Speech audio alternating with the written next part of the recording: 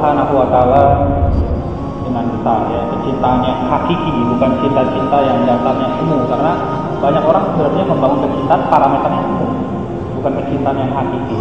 Padahal cinta yang hakiki itu memang ya harusnya pada Allah yang hakiki. Cuman bagaimana caranya? Tadi Allah Subhanahu wa taala akhirat itu adalah ghaib. Makanya dimasukkan dalam rukun iman gitu. Itu kan perkara yang ghaib semua. Sementara dunianya real dan sebagainya gitu ya. Coba pertama kita lihat bagaimana konsep Al-Qur'an memandang dunia. Surat ke-57 ayat ke-20 pertama. Kita lihat supaya kita paham bagaimana memandang dunia ini. Di dalam surat ke-57 ayat ke-20 Allah Subhanahu wa taala menjelaskan, "Ya'lamu annamal hayatud dunya la'ibun wa lahwun wa zinatun wa tafa'urun bainakum wa takatsurun fil amwali wal aulad." Ketahuilah, Allah kasih tahu kepada kita, Allah mengajarkan kepada kita, annamal hayatud dunya, kehidupan dunia itu cuma apa? La'ibun, dunia itu isinya cuma main-main, nggak ada yang serius. Walahun, benda gurau, wazinatun, hanya perhiasan, watafahurun bainakum, saling berbangga-bangga di antara kalian, watakasurun fil amwali wal aulad, saling berbanyak-banyakan harta dan anak. Lihat, dunia isinya main-main. Main-main, nggak ada yang benar di dunia ini. Buktinya apa? Orang yang mulia malah dihinakan, orang yang hina malah dimulia-muliakan. Ini kan main-main. Coba lihat aja di pengadilan. Di pengadilan itu bisa jadi orang yang benar malah salah. Orang yang salah dibenar-benar benar. Main-main dunia ini. Nggak ada yang benar. Ya kan? Coba lihat permainan. Bahagia atau sengsaranya juga. Bahagia sengsara main-main, nggak benar-benar. Orang di penjara masih bisa nonton tenis, ya kan? Gayu tuh masih bisa nonton tenis. Penjara kan main-main aja itu namanya. Di penjara masih bisa mengendalikan operasi narkoba di dalam penjara, ya. Isinya senda gurau aja, lihat.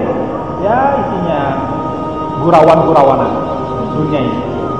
Gak ada kehakikian. Allah Maha Pencipta ngasih tahu tentang hakikat dunia. Isinya hanya perhiasan, saling berbangga-bangga. Itu isinya. Lihat, kalau orang lagi ngobrol tentang dunia, wah bangga-bangga udah punya ini, anaknya udah jadi apa, ini itu aja. Itu isi dunia cuma begitu. Saling menyombongkan diri, saling pamer harta dan harta. Kata Allah seperti apa?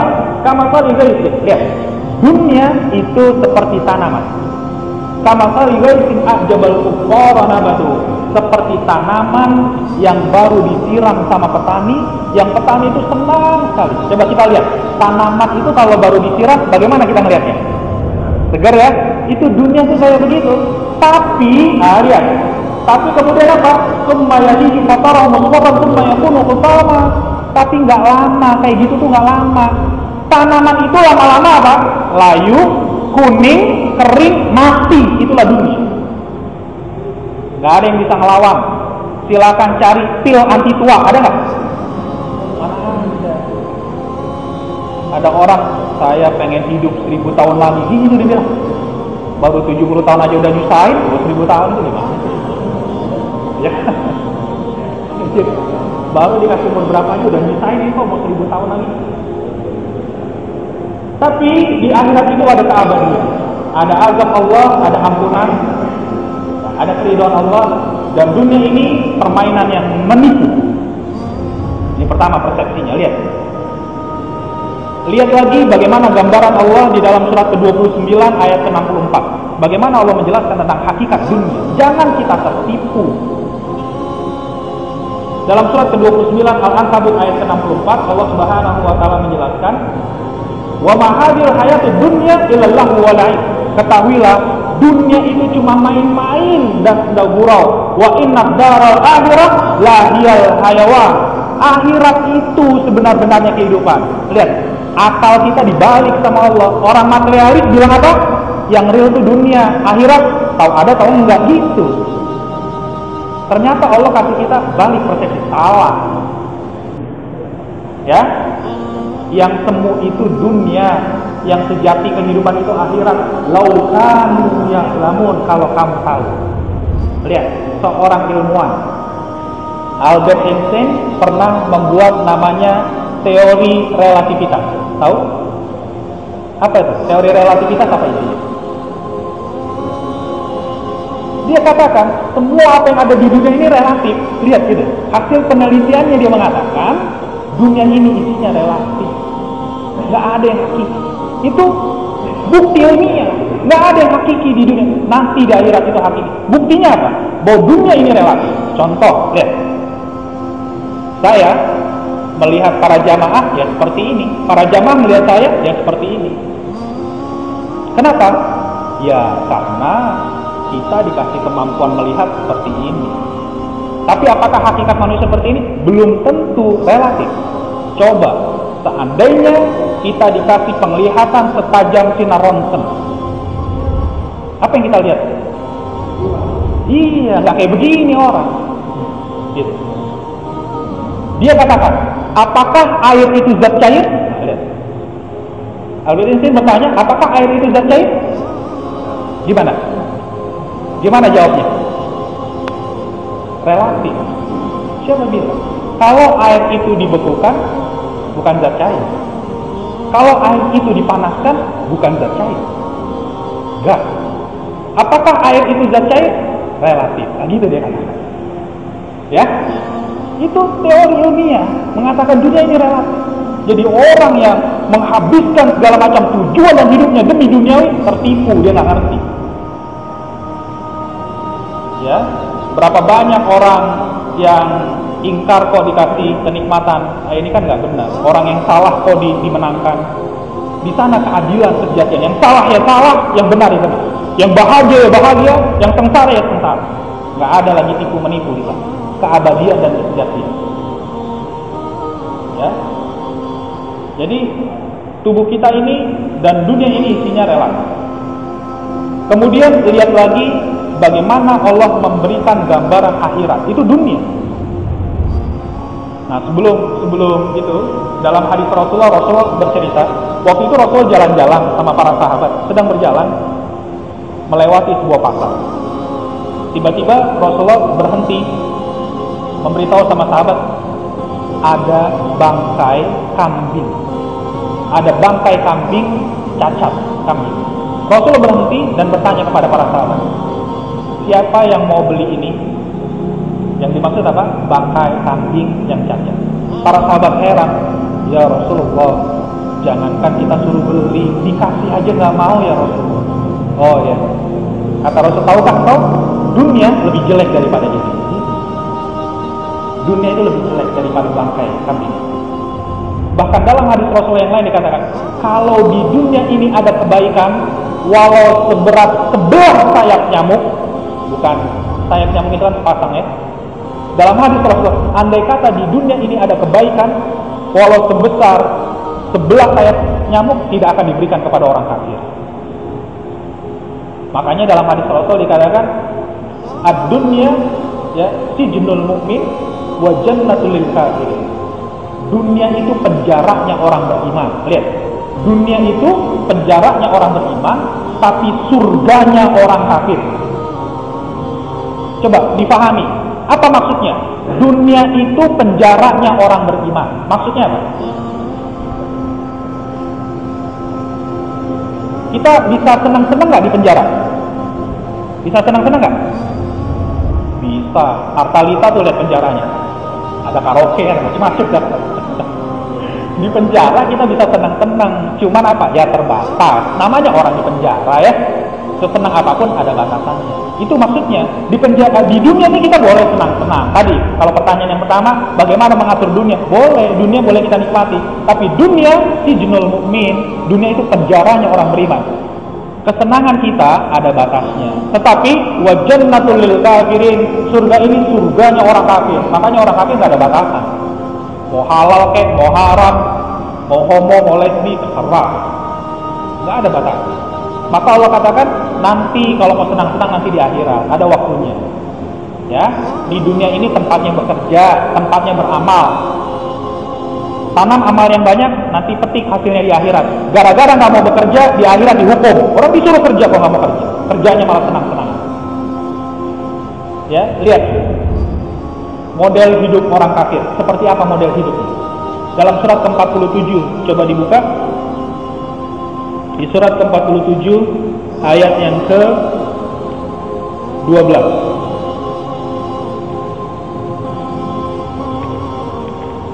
Ayat yang ke-12. Ya, di dalam ayat ini dikatakan innallaha yudkhilul ladzina amanu wa 'amilus shalihati jannatin tajri min tahtiha al-anhar. Allah akan memasukkan orang beriman dan beramal saleh karena di dunianya mereka mengerjakan iman dan amal saleh, akan Allah masukkan ke dalam surga yang di dalamnya mengalir sungai-sungai. Walladzina kafaru, dan orang kafir ketika di dunia kerjanya apa? Yatamatta'una wa ya'kuluna kama ta'kulul an'am. Orang kafir itu kerjaannya cuma senang-senang, makannya seperti makan binatang. Wan naru maswal lahum, tempatnya yang cocok di neraka orang seperti itu. Di dunia kerjanya senang-senang aja, muasin hawa nafsu. Cara makannya seperti binatang, gak peduli halal haram, pokoknya suka itu yang dikejar. Karena dia menjadikan dunia ini seperti surga. Dunia ladang amal. Jadi dunia ini darul jihad wa darul imtihan wa darul amal. Dunia ini adalah tempat ujian, tempat kita berjuang, tempat kita beramal. Tempat memetik hasil darun najah itu akhirat. Tempat kesuksesan itu akhirat. Kita nanti di akhirat sukses atau tidak tergantung di dunia. Nah, sekarang lihat bagaimana persepsi akhirat menurut pandangan Allah. Dalam surat ke-47, lihat ayat yang ke-15. Dibuka surat ke-47 ayat ke-15. Allah Subhanahu wa taala menjelaskan, "Masalul jannati allati wa'idal muttaqun." Perumpamaan surga. Lihat. Perumpamaan surga yang Allah sediakan untuk orang bertakwa. Diumpamakan seperti apa? Fiha anharun, di dalam surga itu banyak sungai. Di antara sungainya apa? Min ma'in ghairi asin. Pertama, sungai airnya yang sangat jernih sekali. Wa anharun min labanin lam yataghayyar ta'muhu. Yang kedua, sungai susu. Bayangkan, sungai susu yang tidak pernah berubah rasanya. Yang ketiga, warhamu min khamril lazzatil lisaribin. Yang ketiga, sungai khamar. Bayangkan, di dunia kita dilarang minum khamar, di sana disediakan sungai khamar yang sangat lezat rasanya. Warhamu min asalin musaffa. Dan keempat, sungai madu yang ditarik. Coba cari, kita mau kerja keras di dunia, kepala jadi kaki, kaki jadi kepala, gak bakal bisa dapat kesenangan gini. Orang paling kaya sekali mana ada dapat kesenangan gini. Di sana luar biasa. Di dunia aja, jangankan sungai madu, sungai susu, sungai homer, sungai air yang jernih aja di dunia ada nggak? Itu aja sungainya kotor semua di mana? Sampai pam aja ngambil air kotor untuk jadi air bakunya, ya kan? Belum lagi kita bandingin sungai madu, bayangkan. Bukan cuma dikasih sebotol 2 botol, sungai mandi itu pakai madu, ya kan? Sungai homer, kita di dunia dilarang minum homer, di sana dikasih, nggak sebotol 2 botol dikasihnya, mandi itu pakai homer, ya kan? Dan homernya lezat minumnya, nggak kayak di dunia, kayak Stamirah mati, mirah jokot. Sungai susu, bayangkan. Cari di dunia yang ada kayak begitu. Itu baru sekelumit Allah gambarkan tentang akhirat. Jadi kalau orang mengejar dunia yang tidak ada apa-apanya dibanding akhirat, jelas dia tertipu. Dunia itu gak ada apa-apanya. Ya, di sini orang nggak ngerti bagaimana Allah menggambarkan dunia dan akhirat. Kalau kita paham, nggak bakalan tuh. Ya kita tertipu, dunia kita kejar siang malam, kita lupakan akhirat, nggak bakal. Nggak ada apa-apanya. Ya, lihat lagi di dalam ayat lain, di dalam surat ke-9 ayat ke-38. Di dalam surat At-Taubah ayat ke-38 dijelaskan. A'udzubillahi minasyaitonir rajim. Bismillahirrahmanirrahim. Ya ayyuhalladzina amanu ma lakum idza qila lakum infiru fi sabilillahi faqawtu ilal ardh. Wahai orang beriman, kenapa kalian kalau disuruh berangkat berjihad kok berat? Kenapa kalian kalau disuruh berangkat berjuang bela agama Allah kalian merasa berat? Araditum bil hayati dunya minal akhirah? Apakah kalian sudah lebih ridho dengan dunia dibanding akhirat? apakah kalian sudah merasa lebih puas dengan dunia dibanding akhirat? Padahal Allah katakan, wa mal hayatud dunya fil akhirati illa qalil.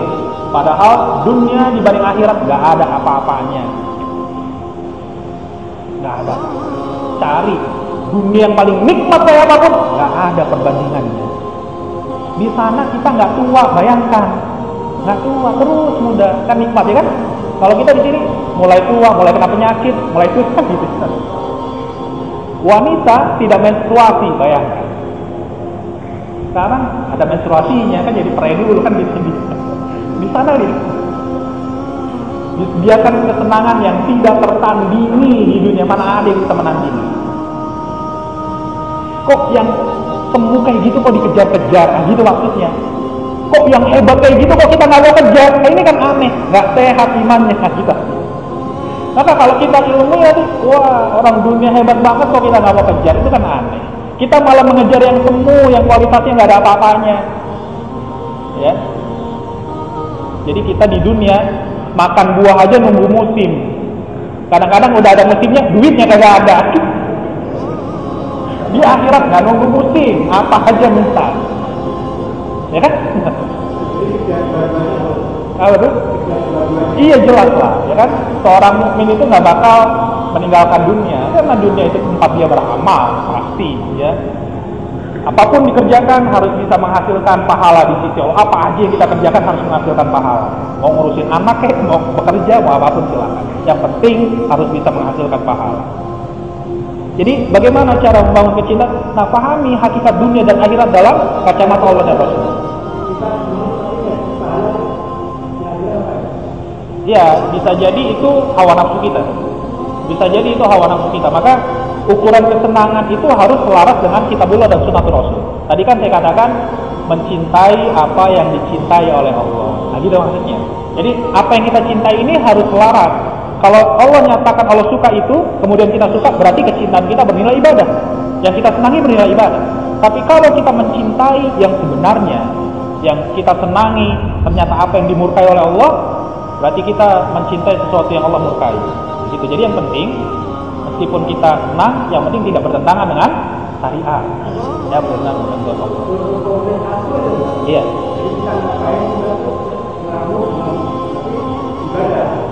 Iya, misalnya banyak ya ibadah-ibadah yang kita dapat solusi dalam kehidupan kita. Atau kita tahu bahwa manusia hidup ini kan banyak kebutuhan.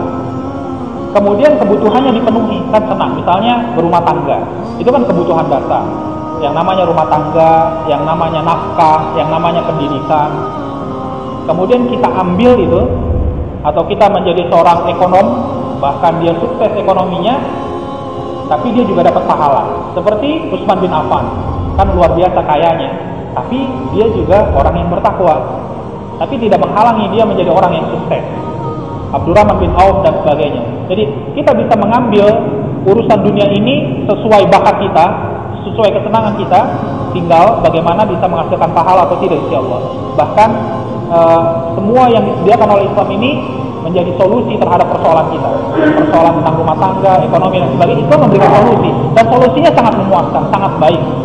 Ya, dibanding pergaulan bebas, Islam memberikan syariat namanya munakahat, menikah.